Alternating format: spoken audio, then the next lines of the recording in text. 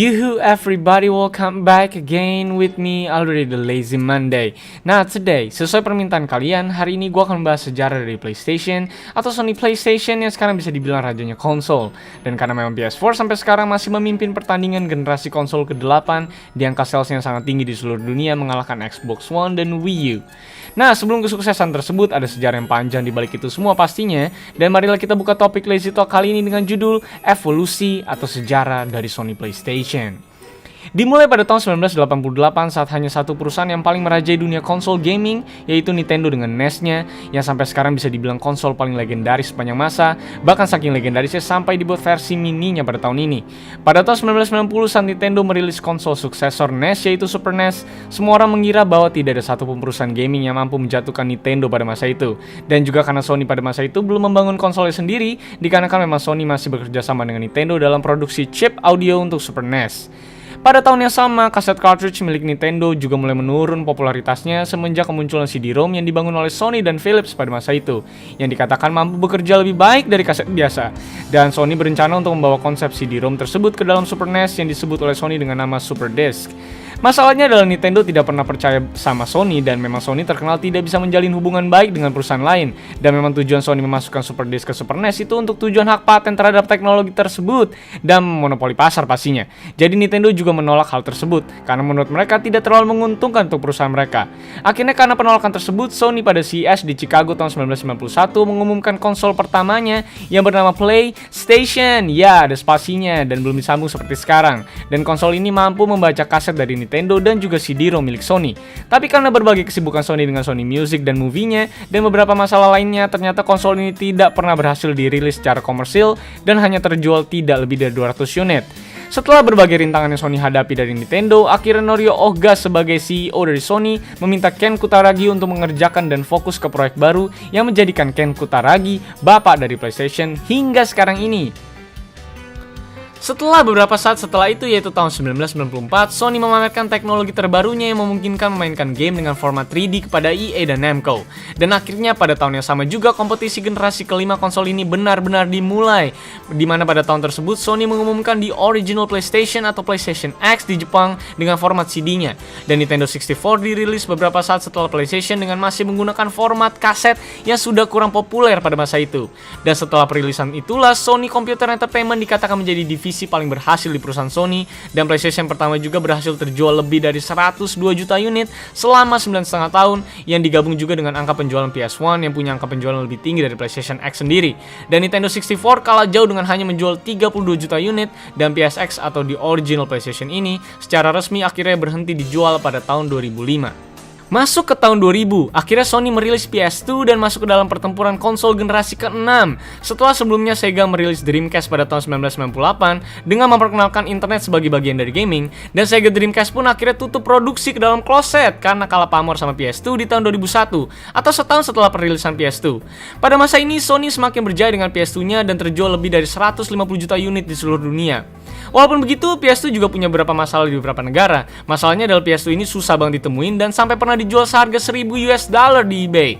Dan karena munculnya Halo di Xbox yang menggunakan online gaming dan booming di pasaran, akhirnya PS2 juga memberikan network adapter kepada konsolnya. Masuk ke tahun 2004, PS2 Slim juga hampir gagal dirilis karena dikarenakan beberapa masalah di pembuatan dan pengiriman, tapi akhirnya berhasil dipecahkan dan berhasil dirilis.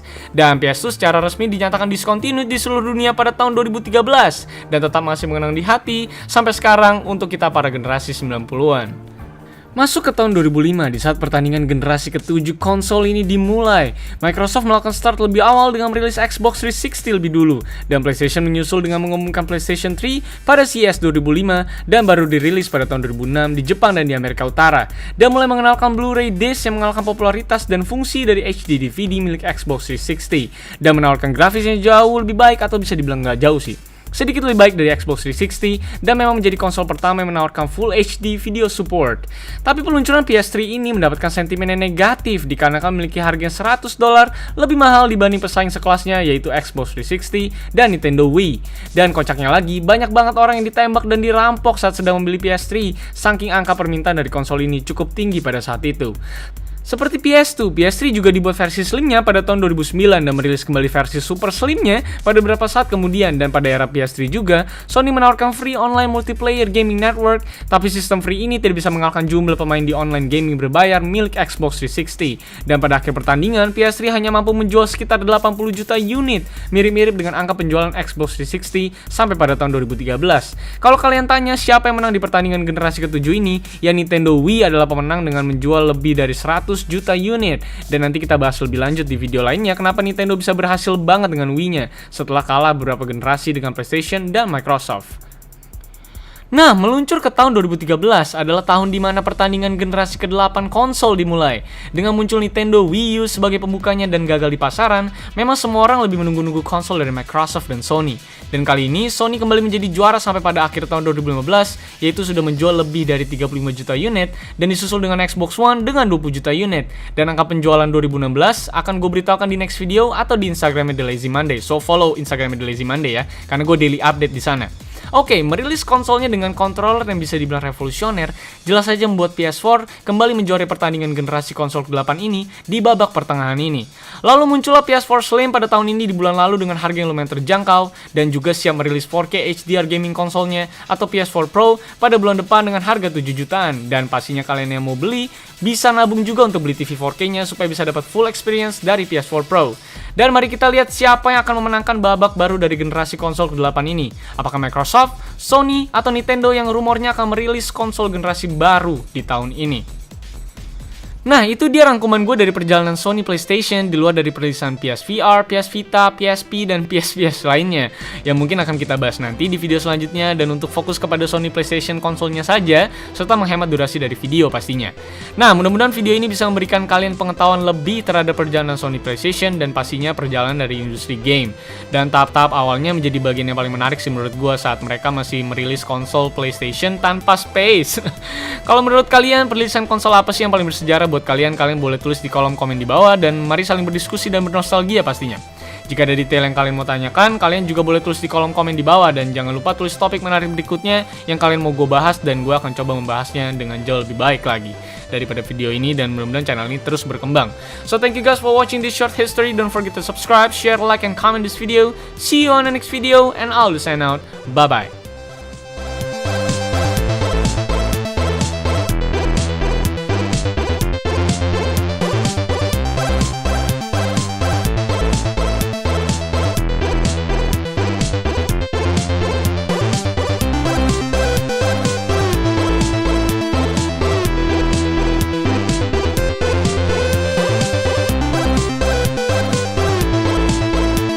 Udah hampir gagal dirilis karena dikarenakan beberapa masalah di pembuatan dan pengiriman, tapi akhirnya berhasil dipecahkan dan berhasil dirilis. Dan PS2 secara resmi dinyatakan discontinued di seluruh dunia pada tahun 2013 dan tetap masih mengenang di hati sampai sekarang untuk kita para generasi 90-an.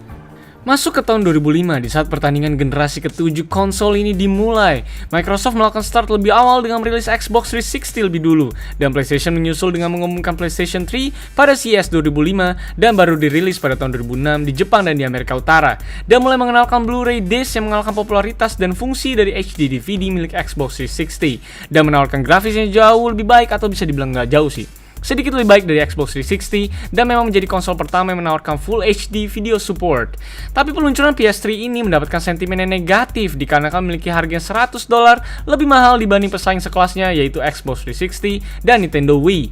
Dan kocaknya lagi, banyak banget orang yang ditembak dan dirampok saat sedang membeli PS3, saking angka permintaan dari konsol ini cukup tinggi pada saat itu. Seperti PS2, PS3 juga dibuat versi slimnya pada tahun 2009 dan merilis kembali versi super slimnya pada beberapa saat kemudian. Dan pada era PS3 juga, Sony menawarkan free online multiplayer gaming network, tapi sistem free ini tidak bisa mengalahkan jumlah pemain di online gaming berbayar milik Xbox 360 yang dikatakan mampu bekerja lebih baik dari kaset biasa. Dan Sony berencana untuk membawa konsep CD-ROM tersebut ke dalam Super NES yang disebut oleh Sony dengan nama Super Disk. Masalahnya adalah Nintendo tidak pernah percaya sama Sony, dan memang Sony terkenal tidak bisa menjalin hubungan baik dengan perusahaan lain. Dan memang tujuan Sony memasukkan Super Disc ke Super NES itu untuk tujuan hak paten terhadap teknologi tersebut dan monopoli pasar pastinya. Jadi Nintendo juga menolak hal tersebut karena menurut mereka tidak terlalu menguntungkan untuk perusahaan mereka. Akhirnya karena penolakan tersebut, Sony pada CES di Chicago tahun 1991 mengumumkan konsol pertamanya yang bernama PlayStation. Ya, ada spasinya dan belum disambung seperti sekarang. Dan konsol ini mampu membaca kaset dari Nintendo dan juga CD-ROM milik Sony. Tapi karena berbagai kesibukan Sony dengan Sony Music dan movie-nya dan beberapa masalah lainnya, ternyata konsol ini tidak pernah berhasil dirilis secara komersil dan hanya terjual tidak lebih dari 200 unit. Setelah berbagai rintangan yang Sony hadapi dari Nintendo, akhirnya Norio Ohga sebagai CEO dari Sony meminta Ken Kutaragi untuk mengerjakan dan fokus ke proyek baru yang menjadikan Ken Kutaragi bapak dari PlayStation hingga sekarang ini. Setelah beberapa saat setelah itu, yaitu tahun 1994, Sony memamerkan teknologi terbarunya yang memungkinkan memainkan game dengan format 3D kepada EA dan Namco. Dan akhirnya pada tahun yang sama juga kompetisi generasi kelima konsol ini benar-benar dimulai, dimana pada akhir pertandingan PS3 hanya mampu menjual sekitar 80 juta unit, mirip-mirip dengan angka penjualan Xbox 360 sampai pada tahun 2013.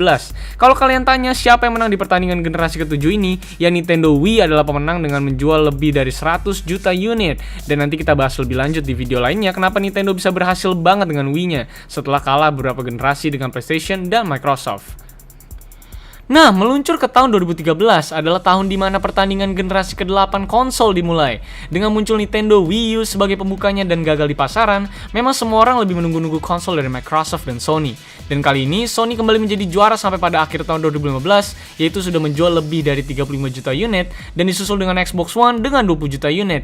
Dan angka penjualan 2016 akan gue beritahukan di next video atau di Instagramnya The Lazy Monday. So, follow Instagramnya The Lazy Monday ya, karena gue daily update di sana. Oke, merilis konsolnya dengan controller yang bisa dibilang revolusioner, jelas saja membuat PS4 kembali menjuarai pertandingan generasi konsol ke-8 ini di babak pertengahan ini. Lalu muncullah PS4 Slim pada tahun ini di bulan lalu dengan harga yang lumayan terjangkau, dan juga siap merilis 4K HDR gaming konsolnya atau PS4 Pro pada bulan depan dengan harga 7 jutaan. Dan pastinya kalian yang mau beli, bisa nabung juga untuk beli TV 4K-nya supaya bisa dapat full experience dari PS4. Tahun tersebut, Sony mengumumkan di original PlayStation atau PlayStation X di Jepang dengan format CD-nya. Dan Nintendo 64 dirilis beberapa saat setelah PlayStation dengan masih menggunakan format kaset yang sudah kurang populer pada masa itu.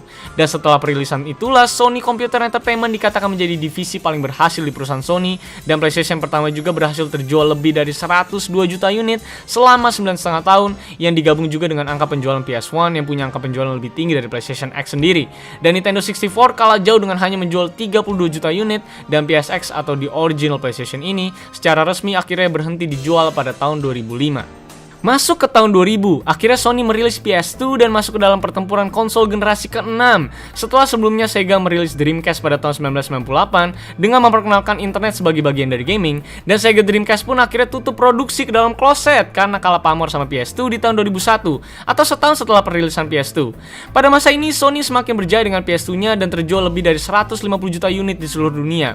Walaupun begitu, PS2 juga punya beberapa masalah di beberapa negara. Masalahnya adalah PS2 ini susah banget ditemuin dan sampai pernah dijual seharga $1.000 di eBay.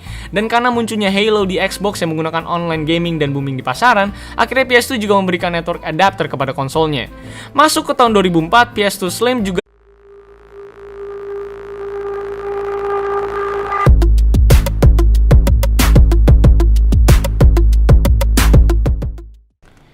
Yuhu everybody, welcome back again with me already The Lazy Monday. Nah today, sesuai permintaan kalian, hari ini gue akan membahas sejarah dari PlayStation atau Sony PlayStation yang sekarang bisa dibilang rajanya konsol. Dan karena memang PS4 sampai sekarang masih memimpin pertandingan generasi konsol ke-8 di angka sales yang sangat tinggi di seluruh dunia, mengalahkan Xbox One dan Wii U. Nah, sebelum kesuksesan tersebut ada sejarah yang panjang di balik itu semua pastinya. Dan marilah kita buka topik Lazy Talk kali ini dengan judul Evolusi atau Sejarah dari Sony PlayStation.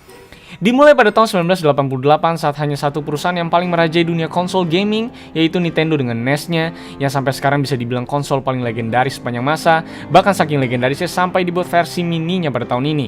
Pada tahun 1990 saat Nintendo merilis konsol suksesor NES yaitu Super NES, semua orang mengira bahwa tidak ada satupun perusahaan gaming yang mampu menjatuhkan Nintendo pada masa itu. Dan juga karena Sony pada masa itu belum membangun konsolnya sendiri, dikarenakan memang Sony masih bekerja sama dengan Nintendo dalam produksi chip audio untuk Super NES.